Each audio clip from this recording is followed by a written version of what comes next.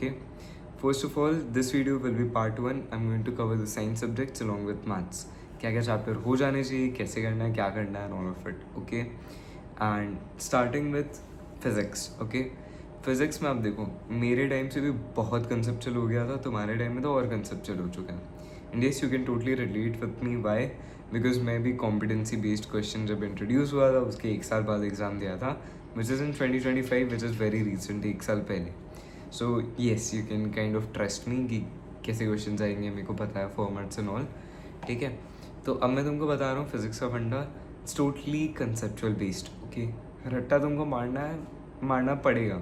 कि देख, at the end तेरे को चाहिए कि तेरे मार्क्स आए, राइट? अंडरस्टैंडिंग रहे बट मार्क्स भी आए. तो there are two aspects of it, marks लाना और अंडरस्टैंड करना. And you want to make sure तुम दोनों में एस कर रहे हो. ऑलराइट.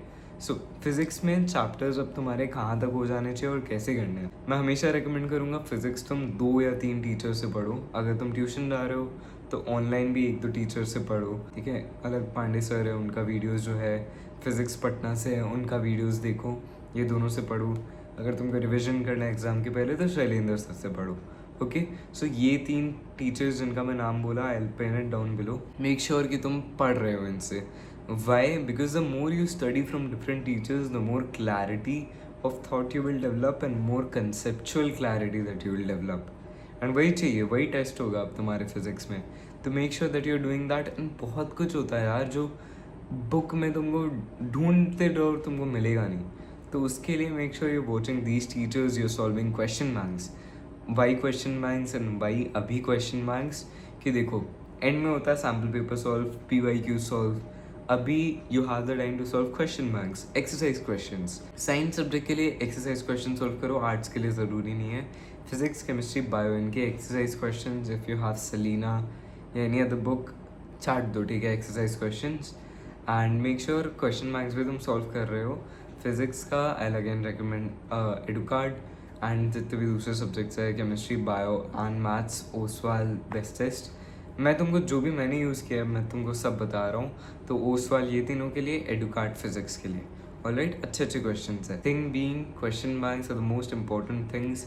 फिजिक्स, केमिस्ट्री, बायो में I scored 100 for the sole reason that I solve question banks.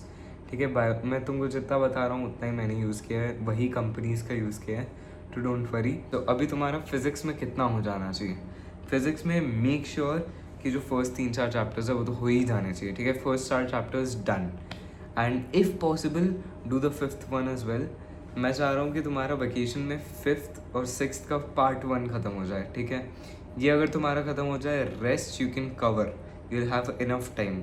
ये तुम कवर कर लो, वेल एंड गुड. अब आप बोलोगे कि आपने तो बोल दिया सभी कर लो. No, that's not the thing.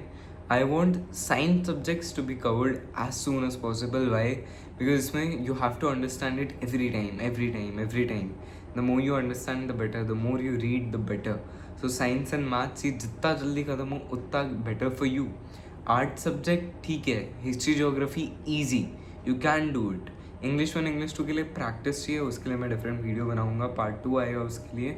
But science subject you must complete. Okay, and ये जो चैप्टर 5 है ना, बहुत गंदा चैप्टर है. ठीक है, गंदा in the sense you have to practise it.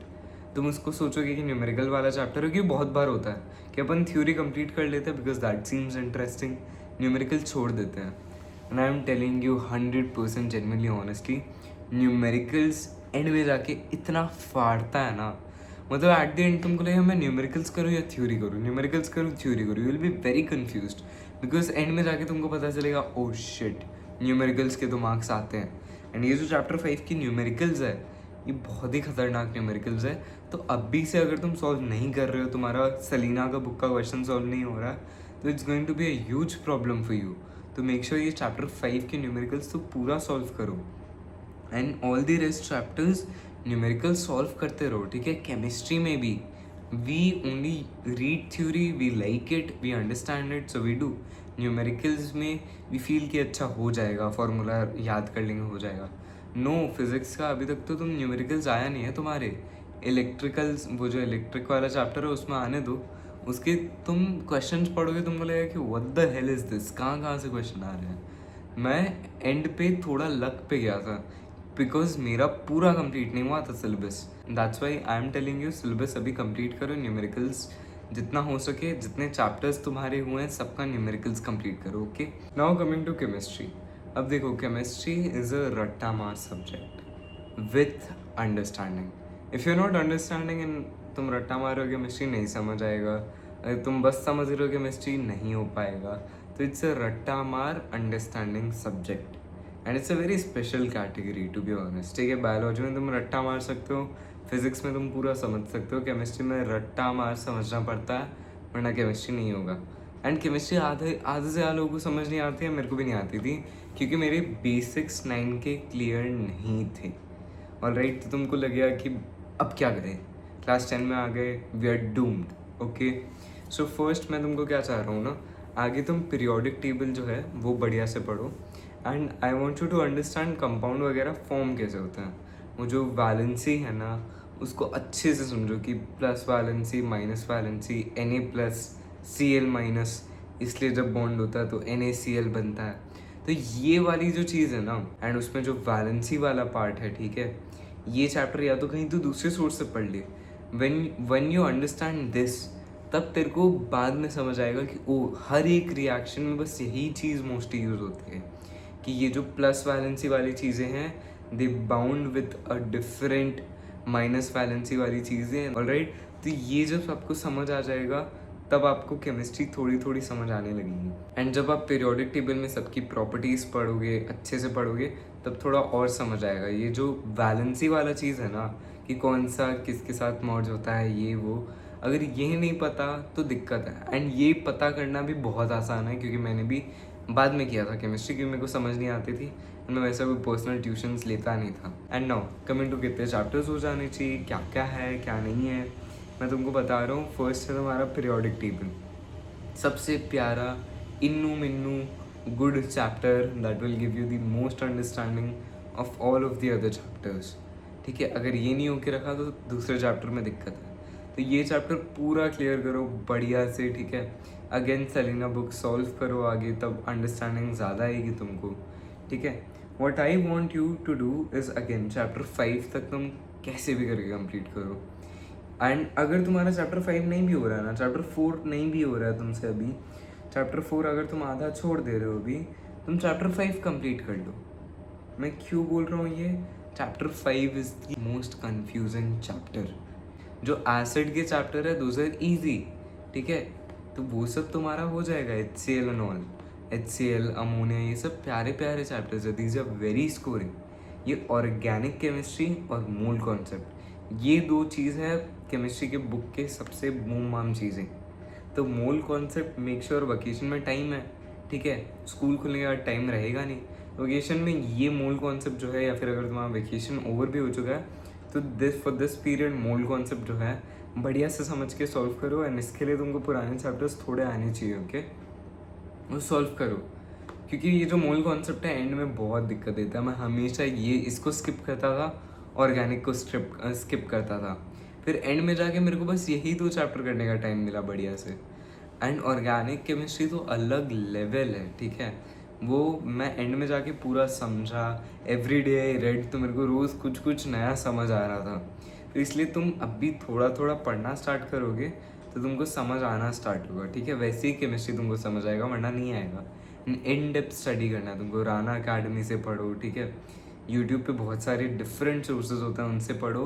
And use ChatGPT for your study, specially for chemistry and science subjects जिसमें लॉजिकल रीजनिंग की ज़रूरत है.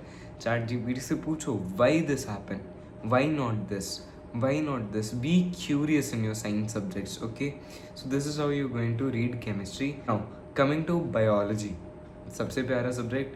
मैं लेता था बायोलॉजी के tuitions and the teacher was very good. ठीक है, वो प्राइवेट ट्यूशन्स पढ़ाते थे, she used to teach us very nicely. So मेरा वहाँ से बायोलॉजी हो गया था. Online I don't have any teacher to recommend you. If you guys have any teacher जो बहुत बढ़िया पढ़ाते हैं, तो pin it down below. But I tell you just, okay, क्या क्या होता है क्या नहीं होता बायोलॉजी में. तेको रटना है. ठीक है, when I say you have to mug it up, mug it up. मेरे को 100 आया था बायोलॉजी में, the sole reason being I mugged up every word. ठीक है, अंडरस्टैंडिंग के बाद you mug it up, but you have to mug it up, ठीक है। Not every word but most of the keywords. मेरे को आदत था कि मैं अगर मगअप करूँगा, मैं पूरा लाइन टू लाइन मगअप करूँगा, तो मैं हमेशा वैसे ही करता था। But if you want to mug up only the keywords, fine, good, ठीक है। If you can mug up that way, very good, करो, लेकिन मगअप करो, ठीक है। उसके सेलिना के जो पीछे वाले क्वेश्चंस है, क्रेजी क्वेश्चंस है, उससे आ जाता है, बोर्ड्स में आ ही जाता है। And question bank, most important point of biology is solving question bank. सब उससे आया था, सब। ये जो 2025 का पेपर था, सब उससे आया था। क्वेश्चन बैंक ओसवाल का मैंने यूज़ किया था, and again link it down below, सब उससे आया था, ठीक है। एंड जो मैंने यूज़ किया था, मैं तुम पुराने वीडियोज़ जाके देखो, मैं सब में सेम ही बुक्स रिकमेंड करता हूँ जो मैंने यूज़ करी थी। तो आराम से चिल मारो, ठीक है। तुम यहाँ से खरीदो, कहीं और से खरीदो, it's all up to you, but make sure कि तुम क्वेश्चन बैंक्स खरीद के अभी सॉल्व कर रहे हो। So this is going to be for biology chapters का वैसा कोई गोल नहीं है। Try to do as many as you can, बस उसमें अच्छे से समझना, ठीक है।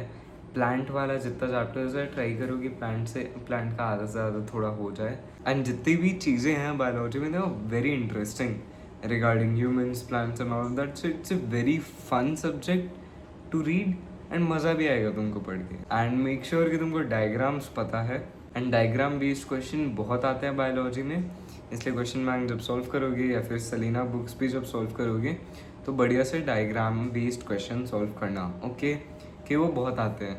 And then MCQ and all of that.